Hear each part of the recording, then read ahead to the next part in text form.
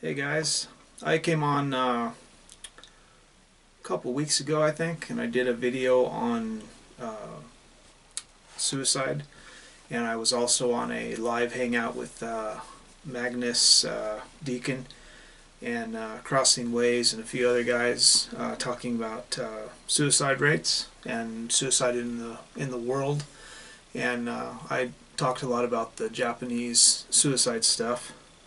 So I thought I'd come on and do another video on that because a week or two before that I had put out a video on Japanese suicide as well. So this is going to be a continuing of that. People are always asking like, what are the suicide rates? I've heard they're high here. Well, uh, we're we're on an average right now of about 70 or so, maybe a little bit more, between 70 and 100 suicides per day. We have a forest at the bottom of Mount Fuji that a lot of people know about.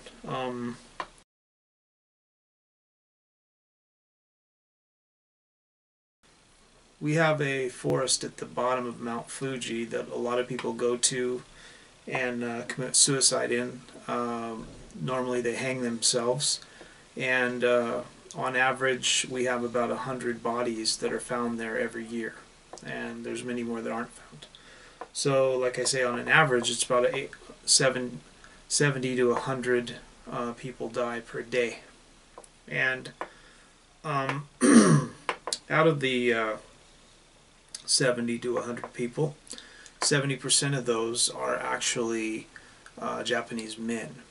And this is something that really kind of bothers me about Japanese culture, is for years now this has been going on, and for a while it was considered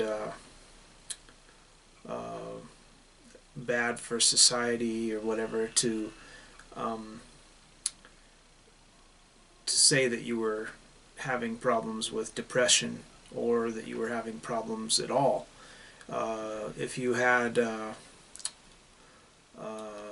problems with money, which most of the cases that we're talking about of people committing suicide in Japan are due to money.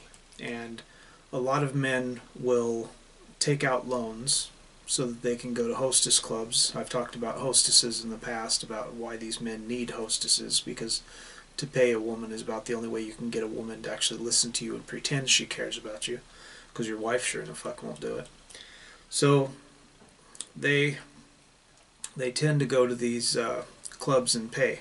So they have to pay a lot of money in most cases. And if you want to have somebody that you feel like is your girlfriend, you have to actually pay her quite a bit of money and buy lots of stuff. Plus you still have to take care of your wife, and maybe you're divorced and you can't see your kids anymore, but you're still having to pay for your wife as well, you know, and you don't really have any girlfriend. You got too much time that you're spending at work. So these guys will take out loans, and there's loans here that you can get for $25,000 or $30,000, depending on your credit. You might even be able to get more than that.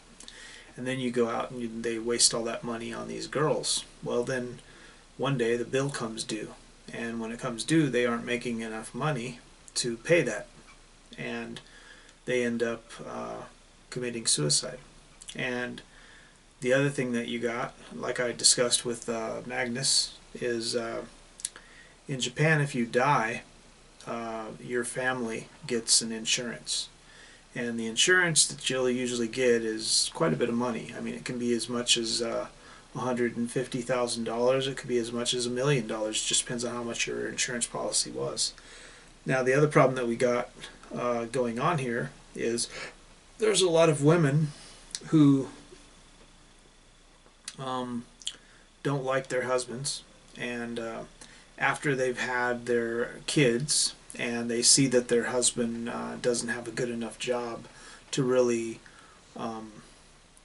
offer them the life that they think they deserve, they can become a widow in Japan and be thought of, they can use that as a victim card like they do in America, you know, where they can say like, oh, I'm a victim, oh, you know, my husband died, blah, blah, blah. So a lot of times it's planned, and what women will do is they will actually kill their husband and make it look like it's a suicide. And that's a big problem here as well. When sometimes older women get tired of their husbands, they're in their 60s or 70s and they have a husband and they really don't like him, and they wish that he would leave them alone, and they don't know how to get rid of him, and they don't want to get a divorce because that'll look bad. So they figure, okay, well, I'll just kill him. And they kill him and make it look like a suicide. There's been several women that have came out and talked about they've killed their husbands, and they talked about it 20 years in advance. You know, that it happened 20 years before that. So, you know, there's also something here. There's a bad problem here called usubu, and that's extreme depression. And it's such a big problem that you can get paid leave from your job for 6 months to as much as 2 years. And what they do with this is, it's actually such a big problem in Japan that as I've talked before about the people that work 90 hours a week, that's an average work week in Japan, 90 hours. So you really don't have time to do anything. And a lot of these men, because of these loans, work themselves to death and end up sitting at the desk and dying. And that's a common problem as well. So because of this extreme work week and this extreme life that they've set up for themselves here, and the complete lack of awareness of where this is coming from, which is females, they try to act like it's not the case. But most companies that you work at in Japan, almost 95 to 100% of them, actually have their own hospitals that deal with depression, and they will actually pay and not try to tell anybody. You know, they don't want to have a bad reputation, but every company has one of these. They will pay somebody to go to these places and try to get treated for depression so that they can come back to work and continue to work for them. And instead of changing their ways and changing their policies and giving people a better life and a better way of living, they will just treat the person and put them back to work when they get out. And in many cases, some of these people will take the 6 months off and they'll go to that forest and kill themselves, and they're never heard from again. And if they are, it's because they've died, and people just go on about their lives and act like it's not a big problem. Because here in Japan, the life of a male is not really worth much. You know, you're only worth as much as you can provide for your family.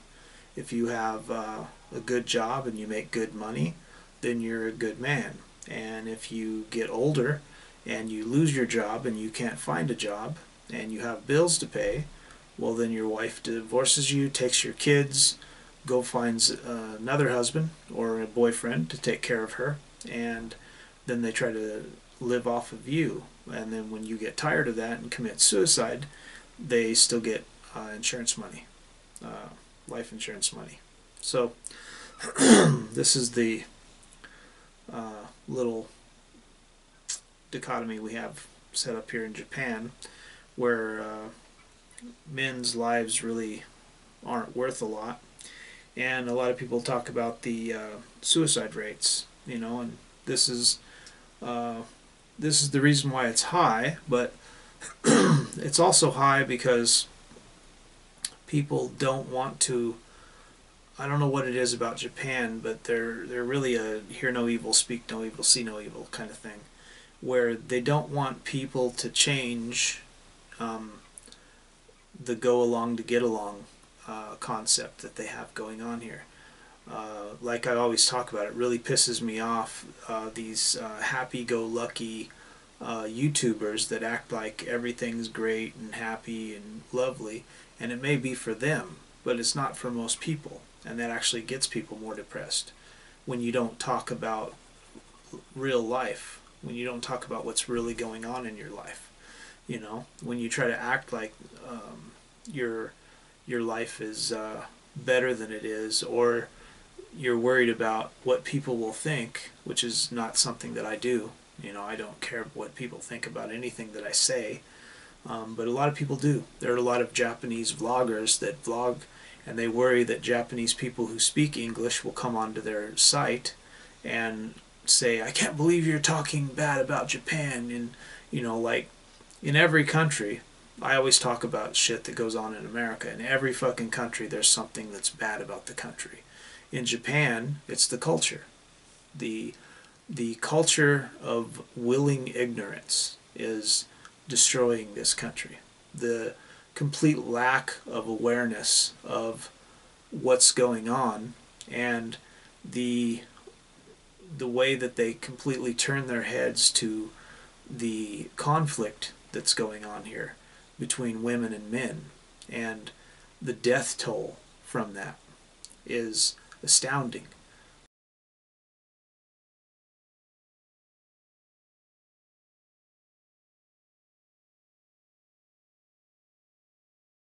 And it's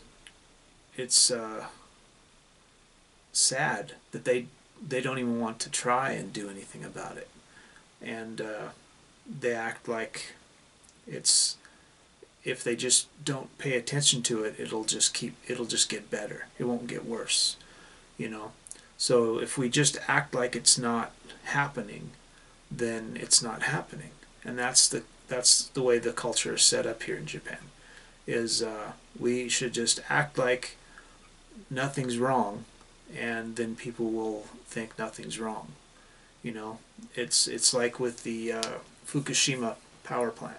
You know, how there's nuclear waste spilling into the ocean, and I believe it's still spilling into the ocean now. And they're saying, oh no, it's all right, we've got it all under control and everything's fine. But they've actually had a rise in thyroid cancer, and there's children dying right now. There's actually cases of children that have already died from the Fukushima power plant in that area. Everybody was evacuated, and a lot of people have evacuated almost immediately, and those children are already getting thyroid cancer, you know.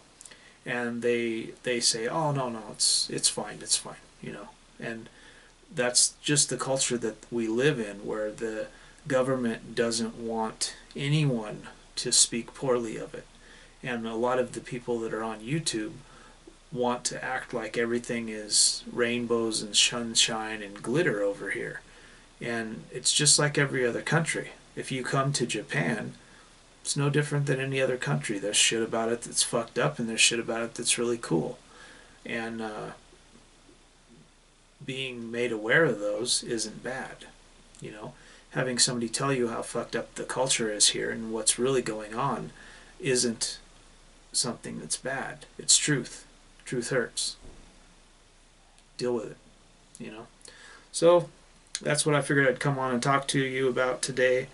You know, I figured I'd talk to you about the lie that they're living here in Japan, and